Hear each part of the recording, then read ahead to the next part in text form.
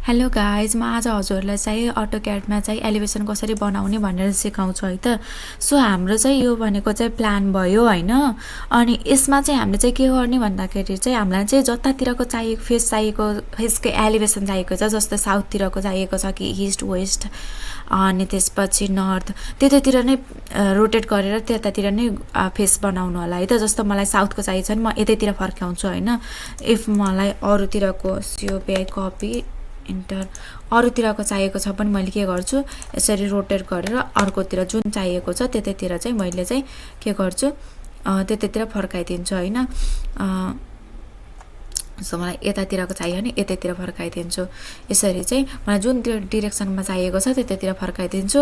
यो रोटेट गर्दाखेरि चाहिँ अर्थ अन गर्न नभुल्नु होला है, फेरि अलिकति रङ आउन सक्छ, एक्ज्याक्टली चाहिँ त्यो भर्टिकल्ली नहुन सक्छ, डिस्टोर्टेड हुन सक्छ इमेज, त्यो चाहिँ ख्याल गर्नु होला है त। सो मलाई चाहिँ अहिले चाहिँ साउथ डिरेक्सनको बनाउनु पर्ने छ भने, बनाउनु छ भने चाहिँ मैले के गर्छु भन्दाखेरि चाहिँ यो हाम्रो प्लान भयो। मैले चाहिँ गाइडलाइन्स तानिदिन्छु, एक्सेल इन्टर भी इन्टर गरिदिन्छु होइन। यसरी चाहिँ मैले गाइडलाइन्सहरू तानिदिन्छु। सुरुमा चाहिँ नर्मल्ली यता अलिकति भाङ्गे भयो, अलि जुम गरेर गर्नु होला है गाइस। यो चाहिँ अलिकति जुम नगर्दाखेरि चाहिँ अलिकति बाङ्गो हुने चान्स हुन्छ। हुन त यो टुल्सहरूले चाहिँ गरिदिन्छ, स्न्यापिङ टुल्सहरूले चाहिँ गर्न चाहिँ एक्जाम सेन्टरहरू एजहरू देखाइदिन्छ, त्यही पनि रङ हुने चान्स आयो हुन्छ। सो मलाई चाहिँ वालहरू चाहिँ कुन कुन हो, म त सुरुमा चाहिँ के गरिदिन्छु, वालको चाहिँ लेयर चेन्ज गरिदिइहाल्छु यहाँ गएर होइन। सो मैले चाहिँ के गरेँ, वालको लागि गरिदिएँ। अनि अर्को भनेको यो आउटर भयो, यो भनेको मेरो चाहिँ पिल्लर भएको हुनाले चाहिँ मैले के गरिदिन्छु, लेयरमा गएर पिल्लरै गरिदिन्छु है त। मेरो पिल्लर भनेको कतातिर छ, ओके भर्खर देख्दै थिएँ मैले।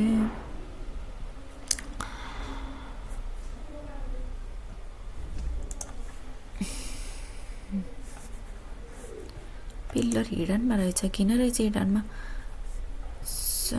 ओके, यो गएर प्रोपर्टीमा गएर म चेन्ज गरिदिन्छु।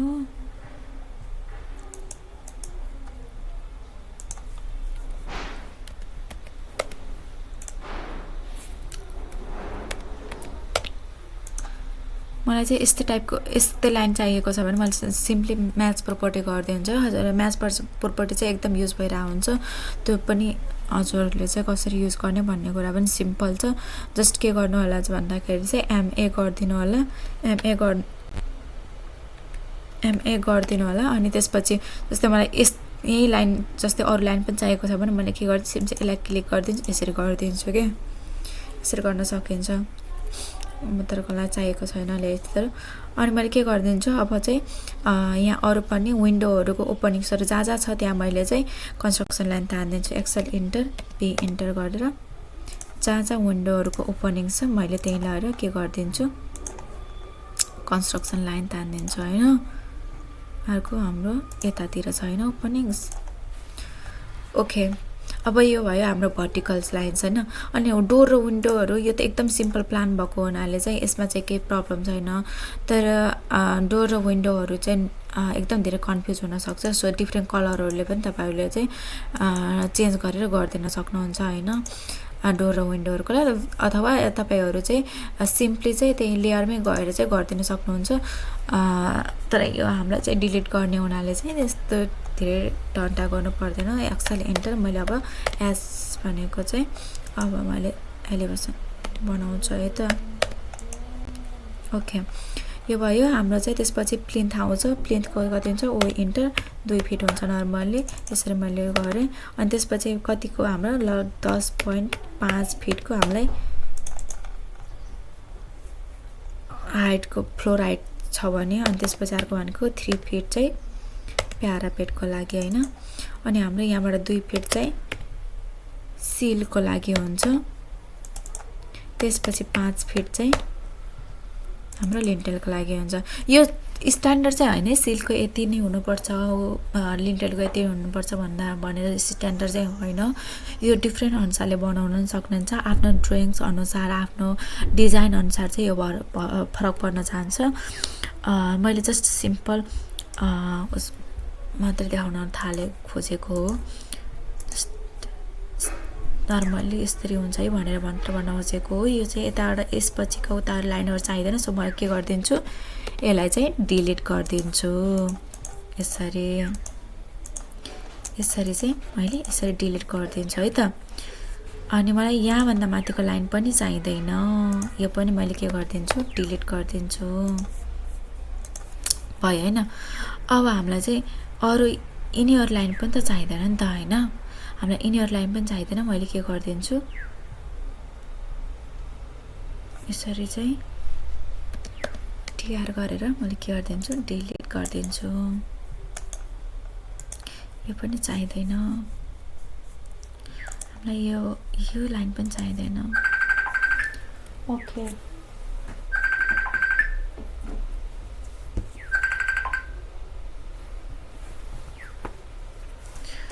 मैले चाहिँ अब चाहिँ के गर्छु भन्दाखेरि चाहिँ अब यसपछि चाहिँ हाम्रो हुन्छ, यसको पनि माथि मैले डिलिट गर्न बिर्सेछु। यो प्यारापेटमा पनि हाम्रो केही पनि लाइनहरू हुँदैन। सो यहाँ डिफ्रेन्ट टाइप्सको डिजाइनहरू चाहिँ हजुरले गर्न सक्नुहुन्छ। टिआर इन्टर, अनि यहाँ पनि हाम्रो हुँदैन। यति भयो होइन। बाहिरको आउटलाइन चाहिँ हाम्रो आइसकेको छ। आउटलाइन चाहिँ आइसकेको छ। हामीले चाहिँ अब के गर्ने भन्दा डोर विन्डोहरूको लागि चाहिँ हामीले चाहिँ रिफरेन्स रेक्टेङ्गल लिएर हामीले चाहिँ बनाउन सकिन्छ। यसले चाहिँ एकदम धेरै गिद्दी गरेर हुन्छ है। स्न्याप टुलले खै के भयो आजकल मेरो, एकदम धेरै यस्तो।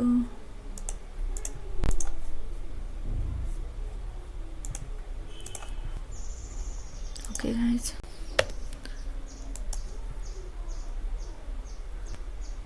यहीमा चाहिँ होइन है।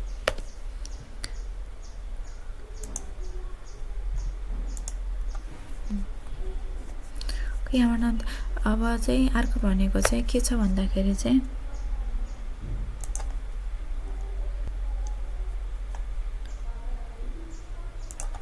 भनेको चाहिँ हाम्रो चाहिँ भेन्टिलेसनको चाहिँ मोस्टली चाहिँ हाम्रो विन्डोभन्दा माथि नै हुन्छ।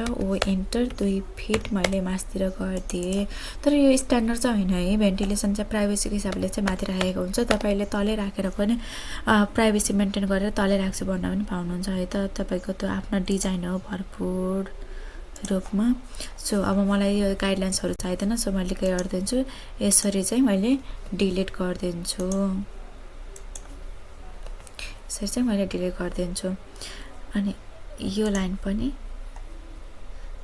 हाम्रो यो त चाहिन्छ, किनकि वालहरूको लाइन हो, यसरी गइरहेको हुन्छ। यो पनि देखिन्छ। यो चाहिँ पछाडिको भएको हुनाले चाहिँ एकदम डिम लाइटमा देखिन्छ है त। यसरी चाहिँ हामीले चाहिँ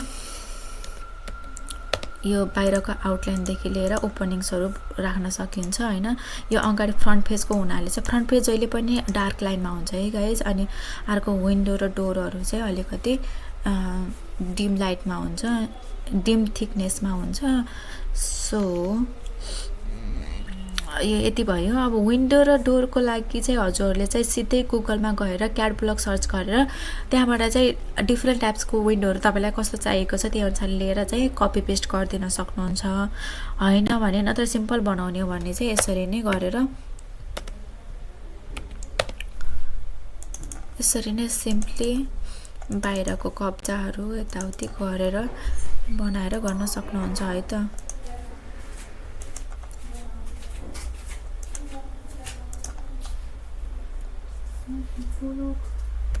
एल इन्टर गरिदिनु होला। सेन्टर लाइन देखाइरहेको छैन, एल इन्टर गरिदिन्छु मैले, यस्तो गरिदिन्छु।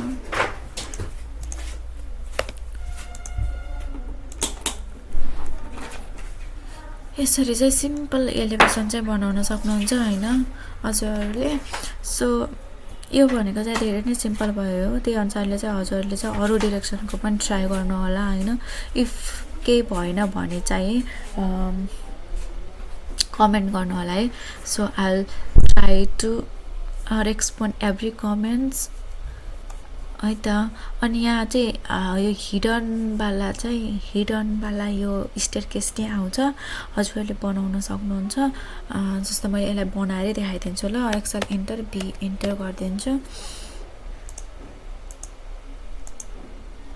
भइहाल्यो। यल इन्टर,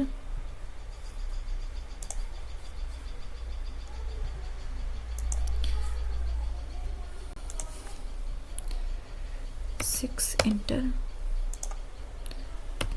6 चाहिँ राइजरको हाइट हो है।